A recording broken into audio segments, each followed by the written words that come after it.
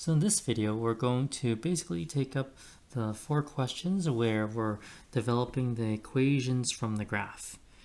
So hopefully you're comfortable finding the graph or drawing the graph from the equation. So now we're just going backwards. So for all 4 questions, the strategy is really the same. You highlight one cycle, whether it's a sine or cosine, it doesn't matter, and then you extract the key information like the amplitude, the max value, the min value, the period. And if you do it correctly, you'll then be able to solve for 3 of the 4 parameters, A, K, and C. Now what about D? Well, you're controlling what D is, to be honest with you, because you choose where to start highlighting your sine cycle or your cosine cycle. Because you could have honestly, for example, you could have started here at negative 5 pi over 2. You could have started at negative 2 pi. But we made an argument in the lesson that it's best to choose closest to the y-axis, if not on the y-axis. Anyways, in this case for A, the amplitude is 1, the equation axis is y equals 1, and the k value is 1 because the period is unchanged, it's still 2 pi. So if you write it in terms of sine, you get f of x. If you write it in terms of cosine, you get g of x.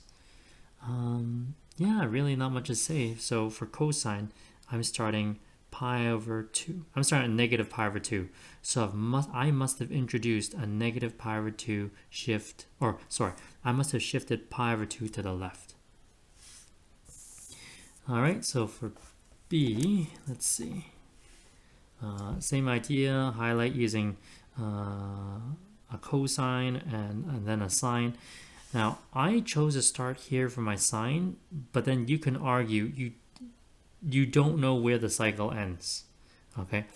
Now, I still chose this as my starting point because I did the cosine first, so I knew what the period was, okay? So if you started here first, that would be a problem. Like if you chose to write the sine equation first, you'd be very hard-pressed to know what the period is because I can't even complete one full cycle of highlighting.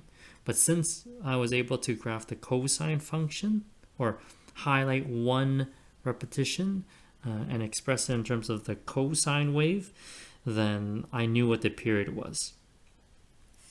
Anyways, if that was confusing, let's just pick over here. Let's just pick this point because you'll be able to highlight one full cycle of the pattern. The amplitude is 1, the k value is 2, and the equation of axis is y equals negative 1. So it gives you A, K, and C, and you fill in what D is. There are infinite possible values you can put for D, so don't worry if your answers look different than mine. Okay, for C, basically the same thing. So I'll just let you look at the 2 equations here, extract A, K, and C, and then you choose what D is.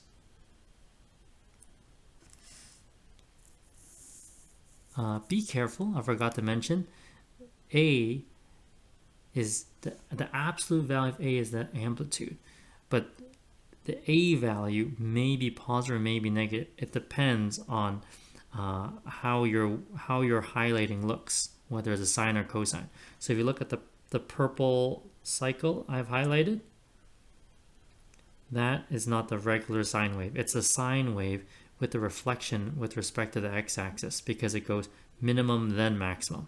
The regular sine wave goes maximum then minimum. And same could be said for the cosine in red. The cosine is generally, the original cosine started at a maximum value. So since I started at minimum, then I must have applied a reflection. That's why the A value for f of x and g of x are negative. So based on my starting points, the A value must be negative. Okay, so just make sure you have the correct sign for A. Okay, don't always assume it's positive.